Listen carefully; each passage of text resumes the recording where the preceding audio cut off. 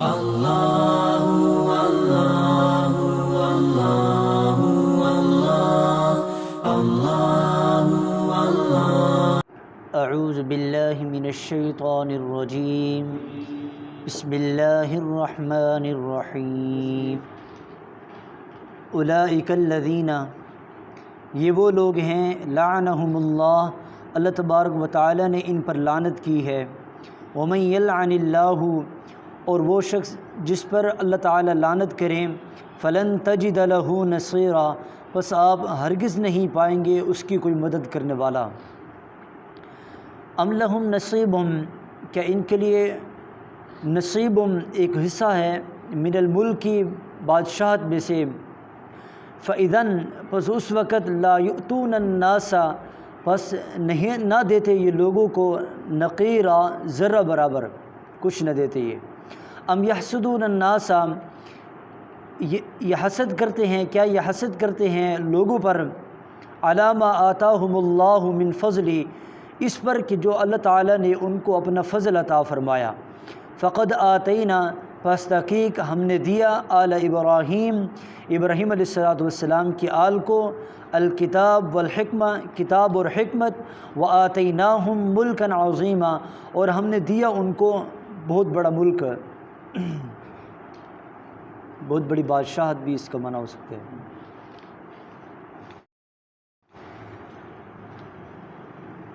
اولئک الذین لعنہم اللہ، اس آیت کا تعلق ماقبل سے بھی ہے، جیسے میں نے کل عرض کیا تھا۔ کل والی آیت کے متعلق تھوڑی سی گفتگو میں نے کل کی تھی، اس میں مزید یہ ہے کہ یہود، ان میں سے حیی بن اخطب اور اسی کسی کعب بن اشرف، یہودیوں کے بڑے یہ سردار تھے، یہ کسی جنگ کے بعد یہ مکہ مکرمہ گئے اور ان سے جا کر انہوں نے گفتگو کی، جو قریش کے سردار تھے ان سے ملے، ان سے کہا کہ ہم تمہارے ساتھ مسلمانوں کے خلاف جنگ لڑنے کے لیے تیار ہیں۔ اب انہوں نے کہا، قریش کے سردار ابو سفیان نے کہا کہ تم ایسی قوم ہو، ہمیں تم پر اعتبار نہیں ہے، کل تم غداری کر جو ہمارے ساتھ، اس لیے ہمارے دل کی تسلی کے لیے ایسا کرو، اور یہ جو جبت اور طاغوت ہیں، یہ جو بت ہیں، ان کے سامنے تم سجدہ کرو۔ اب یہ کعب بن اشرف، یہ یہودیوں کے بڑے عالم تھے، علم رکھتے ہوئے انہوں نے جا کر ان کی تسلی کے لیے وہاں پر سجدہ کیا۔ جب غیر کو سجدہ کر لیا، اب تو سب چیزیں ختم ہو گئیں، اب ان کو تسلی ہو گئی۔ اب انہوں نے کہا کہ اب ایسا کرو، کعب بن اشرف نے کہا ایسا کرو، 30 آدمی تم لے آؤ، 30 آدمی ہم لے آتے ہیں، اور یہاں پر وعدہ کرتے ہیں کہ ہم ان مسلمانوں کے خلاف جنگ لڑیں گے۔ تو انہوں نے یہ کیا، تو اللہ تبارک و تعالیٰ نے ان کے بارے میں فرمایا کہ یہ انہوں نے حق بات کو جانتے ہوئے کہ غیر اللہ کو سجدہ کرنا بالکل جائز نہیں ہے، حرام ہے، ان کی شریعت کے اندر ان کو بھی پتہ ہے، اس کے باوجود انہوں نے یہ کام کیا۔ تو اللہ تعالیٰ ان کے بارے میں فرماتے ہیں، اولئک الذین لعنہم اللہ،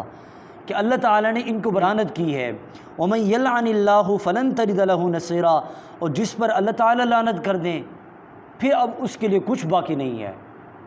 اب اس کے لیے مدد کا ذرہ برابر بھی حصہ باقی نہیں ہے، اب وہ اپنی خیر منائے۔ تو ان کو پر اللہ تعالیٰ لعنت کی ہے، اور قرآن مجید میں آیا ہے کہ ان کو پر ایسی لعنت کی دنیا جہان میں، یہ جہاں بھی ملے، اینما ثقفوا اخذوا وقتلوا تقتیلا،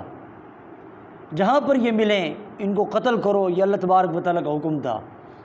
یہ ان کے اوپر دنیا کے اندر رسوائی ہے۔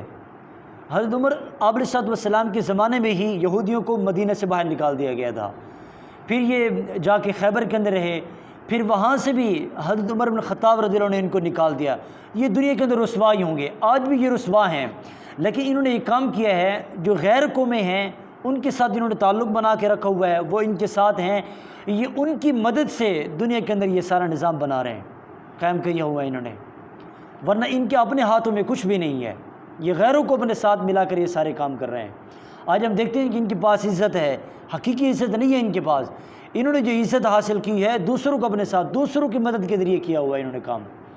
تو اللہ تعالیٰ نے ایسی ان پر لعنت برسائی ہے، ومن یلعن اللہ۔ اور پھر لعنت کے بارے میں یہ بات ذہن میں رکھیں کہ لعنت کا معنی ہوتا ہے اللہ کی رحمت سے دوری، جس کو پر اللہ کی طرف سے لعنت ہو گئی اب یہ اللہ کے قریب کبھی نہیں ہو سکتا، اللہ کے قرب کا مقصد یہ ہے کہ یہ آدمی جنت میں چلا جائے، اس کو ایمان مل جائے، توفیق مل جائے اعمال کی، تو یہ اللہ کی لعنت، جس کو اللہ کی لعنت ہو جائے، جس کے اوپر اللہ کی لعنت ہو جائے، وہ ان سب چیزوں سے دور ہو جاتا ہے، جنت سے دور، اللہ کی رحمت سے دور، اور ایمان اعمال سب چیزوں سے دور ہو جاتا ہے جس پر اللہ کی لعنت ہو۔ اس لیے حدیث میں آتا ہے، ہم عمومی طور پر بعض زبانوں کے اندر بھی لعنت کا لفظ زیادہ استعمال ہوتا ہے، تو اگر آدمی اس کی گہرائی میں چلا جائے تو پھر آدمی کو پتہ چل جائے کہ لعنت کا کیا معنی ہے۔ اس لیے حدیث میں آتا ہے، جو آدمی لعنت کرتا ہے، یہ لعنت سب سے پہلے آسمان میں جاتی ہے، آسمان کے دروازے اس پر بند ہوتے ہیں، اور پھر یہ زمین پر واپس آتی ہے، جو لعنت کے مستحق ہوتے ہیں ان کے اوپر جاتی ہے۔ لیکن اگر پھر بھی کوئی مستحق نہ ملے تو پھر جس نے لعنت کی ہے اسی کے اوپر لعنت واپس آ جاتی ہے۔ آج کل ماں باپ بھی اپنے بچوں کے اوپر لعنت کرتے ہیں، پھر جب کوئی تکلیف آتی ہے تو پھر روتے ہیں کہ ہمارے بچوں کے ساتھ کیا ہو گیا۔ حقیقت یہ ہے کہ انہوں نے خود ہی اپنے بچوں پر لعنت کی تھی، اس سے بچنا چاہیے۔ اور پھر اللہ کے نبی صلی اللہ علیہ وسلم نے بھی اکثر احادیث میں مختلف اعمال پر، جو برے اعمال ہیں ان کے اوپر لعنت کی گئی، جیسے کہ سود ہے، سود کھانے والے پر بھی اللہ کے نبی صلی اللہ علیہ وسلم نے لعنت کی ہے، حدیث مبارکہ میں ان کے لیے بھی آیا ہے۔ اس طریقے سے شراب ہے، تو شراب کے بارے میں بھی اللہ کے نبی صلی اللہ علیہ وسلم کی طرف سے لعنت ہے، اور اس میں تو کافی لوگ ہیں، ایک ہے شراب لینے والا، شراب بیچنے والا، شراب اٹھانے والا، شراب جو ہے نچوڑنے والا، یہ سارے لوگ اس کے اندر تھا، لکھنے والا، گواہ بننے والا، یہ سارے لوگ اس پر لعنت کے اندر مستحق ہیں، اور ان کے اوپر لعنت ہے۔ جھوٹ بولنے والے پر اللہ کی طرف سے لعنت ہے۔ ایک حدیث میں آتا ہے کہ جو قوم لوط والا جو عمل کرے اس کے اوپر بھی اللہ کی لعنت ہے۔ حضرت عائشہ صدیقہ کسی کے ساتھ، یعنی مردوں کا عورتوں کی مشابہت اختیار کرنا، اس پر بھی لعنت۔ حضرت عائشہ صدیقہ کے سامنے ایک بات آئی کہ ایک عورت مردوں جیسا جوتا پہنتی ہے، تو حضرت عائشہ نے فرمایا کہ اللہ کے نبی صلی اللہ علیہ وسلم نے اس عورت پر لعنت کی ہے جو مردوں جیسا کوئی کام کرے، صرف جوتا پہنتی ہے۔ اور پھر وہ عورتیں جو اپنے جسم کو گندواتی ہیں، اپنے بال، چہرے کے بال، یہ جو ہے بھویں اور اس طریقے سے پلکیں ہیں، اس طریقے کو بنوانا، ایسے جسم گندوانا، جیسے اس وقت تو ایسے ہوتا تھا، اب بھی ایسے ہی ہے کہ جسم کو ایسے چھیل کر اس کے اندر سرمہ ڈال دیتے تھے یا کوئی چیز لکھائی کر دیتی تھی، تو یہ کرنا یہ حرام ہے۔ اور پھر اس پر تو سری لعنت ہے، کوئی عورت مرد جیسا لباس پہنے یا مرد عورت جیسا لباس پہنے، اس کے اوپر بھی اللہ کی طرف سے، اللہ کے نبی صلی اللہ علیہ وسلم کی طرف سے لعنت ہے۔ اس لیے کوشش کرنی چاہیے کہ اپنے اعمال میں، اپنے لباس میں، وضاقت میں دیکھیں کہ ہم کوئی ایسا عمل تو نہیں کر لیں جس کی وجہ سے ہمارے اوپر لعنت ہے۔ آدمی پھر خوشی کی زندگی کیسے گزارے جو اس چیز کے اوپر لعنت برسائی جا رہی ہو۔ کوشش کریں اس سے بچنے کی، کوشش کریں، اللہ تعالی ہم سب کی حفاظت فرمائے۔ اب آگے دیکھیں، ام لہم نصیب من الملک، اس میں یہ ہے، ان آیت مبارکہ میں یہ دو آیتیں ہیں، یہ یہود ہیں، ان کو تو ہر وقت اعتراض ہی چاہیے تھا۔ اب انہوں نے ان آیت مبارکہ میں جس کا ذکر ہے، انہوں نے اللہ کے نبی صلی اللہ علیہ وسلم پر یہ اعتراض کیا کہ یہ نبی کثرت نکاح کرتا ہے، بار بار نکاح کرتا ہے، دیکھو اس کی 9 شادیاں ہیں، اور اس کے دنیا کے آنے کا مقصد ہی نکاح کرنا ہے، اور تو کوئی اس کا مقصد نہیں ہے، اور یہ کہتا ہے کہ اللہ نے مجھے عاجزی کی وجہ سے یہ ساری نعمتیں عطا فرمائی ہیں۔ حالانکہ اللہ کے نبی صلی اللہ علیہ وسلم کے اس کے بارے میں کوئی گفتگو نہیں ہے، کوئی کلام نہیں ہے، لیکن انہوں نے اعتراض پر اعتراض کرنا تھا، تو اللہ تبارک و تعالیٰ نے یہ آیت نازل فرمائی اور ان کے جواب اس میں دیے۔ اب دیکھیں، انہوں نے اعتراض کیا کہ کثرت نکاح کا،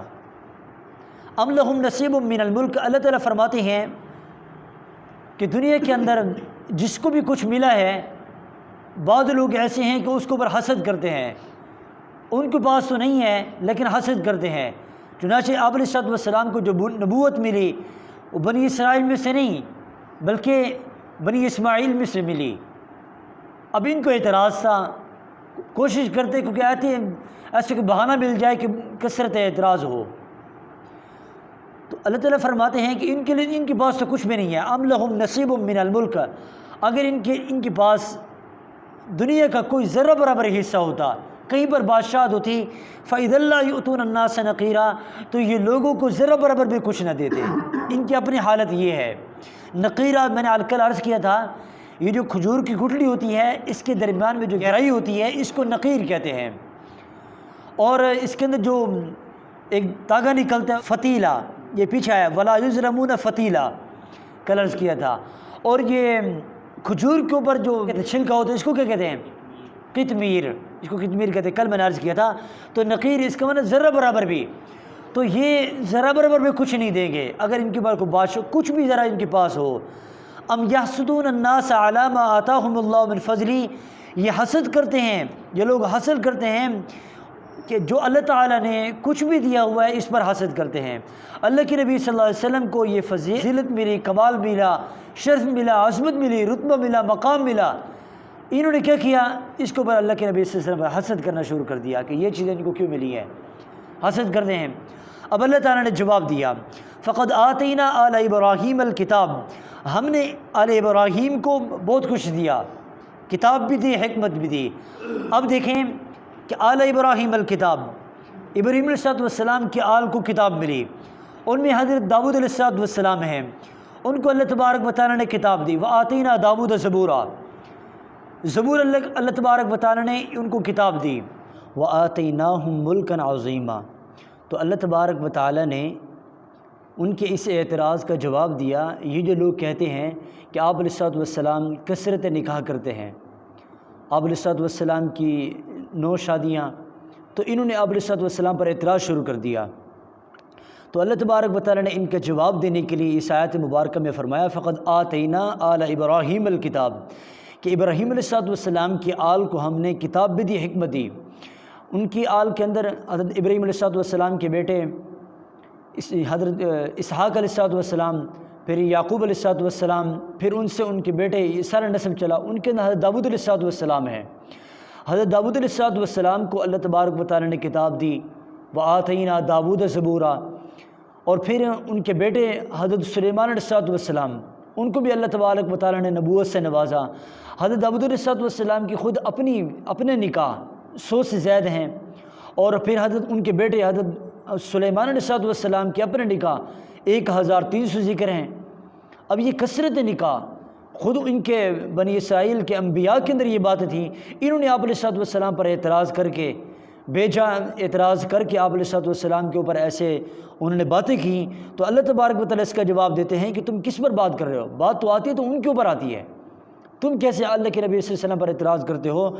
فقد آتینا آل ابراہیم الکتاب، تو حضرت سلیمان علیہ السلام کی اتنی شادیاں، داؤد علیہ السلام کی اتنی شادیاں، تو یہ اللہ تعالیٰ نے بتا دیا کہ کثرت نکاح ان کا مقصد نہیں، بلکہ مقصد جو ہے اللہ تعالیٰ نے جس مقصد کے لیے ان کو بھیجا وہ مقصد اس میں لگے ہوئے ہیں۔ فقد آتینا آل ابراہیم الکتاب والحکمہ، ابراہیم علیہ السلام کی آل کو، یعنی آل کے اندر داؤد علیہ السلام بھی، سلیمان علیہ السلام بھی آگے، ان کو کتاب بھی دی، حکمت بھی عطا فرمائی۔ وآتیناہم ملکا عظیما، پھر حضرت سلیمان علیہ السلام کو ایسی بادشاہ عطا فرمائی کہ ایسی بادشاہ تو آج تک کسی کو نہیں ملی۔ اللہ تعالیٰ اس کے قرآن میں سورۃ الصاد کے اندر تذکرہ ہے کہ ما ینبغی لأحد من بعدی، ایسی بادشاہت کہ آج تک کسی کو ایسی بادشاہت نہیں ملی جس کی حکومت جنات پر بھی ہو، انسانوں پر بھی ہو، زمین پر بھی ہو، پرندوں پر بھی ہو، ہر چیز۔ کہتے ہیں ما لی ارى الہدہد، ہدہد کہاں ہے؟ تو ہدہد کی زبان ہے، ساری چیزیں تو یہ پوچھ رہے ہیں، تو اللہ تعالیٰ نے اس کا تذکرہ فرمایا کہ ایسی ان کو بادشاہت عطا فرمائی، آج تک کسی کو بادشاہت نہیں ملی۔ تو اللہ تبارک و تعالیٰ ان آیت مبارکہ کے اندر ان کے اس اعتراض کا جواب دیا ہے کہ تم کس طریقے سے اعتراض کر رہے ہو میرے نبی پر، کہ یہ جو ہم نے چیزیں دی ہیں، تو اللہ تعالیٰ نے اب علیہ السلام کو نکاح کرنے کی اجازت دی، ان میں 9 نکاح ہیں، 11 نکاح ہیں، تو ان کے بعد اللہ تبارک و تعالیٰ نے اپنے نبی سے حکم دے دیا کہ تم نے اس کے بعد نکاح نہیں کرنا۔ قرآن مجید میں ان تنکحوا من بعدہ ازواجا، کہ اب آپ نے اس کے بعد کوئی نکاح نہیں کرنا، اور امت کے لیے بھی حکم ہے کہ فانکحوا ما طاب لکم من النساء مثنی وثلاث ورباع، کہ تم نے 4 سے اوپر نکاح نہیں کرنے، یہ امت کے لیے حکم ہے۔ اللہ تعالیٰ قادر ہے ہر چیز، اللہ تعالیٰ نے ہر ایک کے لیے حکم بیان فرمائے، تو آپ علیہ السلام کے لیے حکم تھے، اور یہ بات تو ہر ایک کسی کے سامنے، ان کے سامنے بھی تھی، اور یہ یہودی عالم تھے، یہ جانتے تھے کہ کوئی بھی نبی جب کوئی کام کرتا ہے تو اللہ کے حکم کے بغیر کوئی کام نہیں کرتا۔ اگر آپ علیہ الصلوۃ والسلام نے 11 نکاح یا 9 نکاح فرمائے ہیں، یہ بھی اللہ کے حکم سے، اللہ کی اجازت سے یہ نکاح فرمائے ہیں۔ اگر وہ اپنی مرضی سے کرتے پھر بھی ان کے اعتراض بنتا تھا، لیکن ایسی بات نہیں ہے۔ تو اللہ تعالیٰ نے ان کے بارے میں فرما دیا کہ والحکمت وآتیناہم ملکا عظیما، تو اللہ تعالیٰ نے ان کو بہت بڑی بادشاہت دی، ان کی آل کو، اور ان کے اندر یہ نکاح بھی تھے، اور یہ آپ علیہ السلام بھی کثرت نکاح کرنے، تو یہ اعتراض کرنے کی بات نہیں ہے، بلکہ یہ صرف یہ بات ہے کہ ان کے دلوں کے اندر حسد ہے، کینہ ہے، بغض ہے، عداوت ہے، اسی کو وہ نکال رہے ہیں۔ تو اللہ نے اس کا جواب دیا۔ اللہ تعالیٰ ہم سب کی بھی حفاظت فرمائے حسد سے، کینے سے، بغض سے، اور اللہ تبارک و تعالیٰ اپنے احکام جو بیان فرمائے ان سب پر ہم سب کو عمل کرنے کی توفیق عطا فرمائے۔ وما علینا الا البلاغ المبین۔ اللہ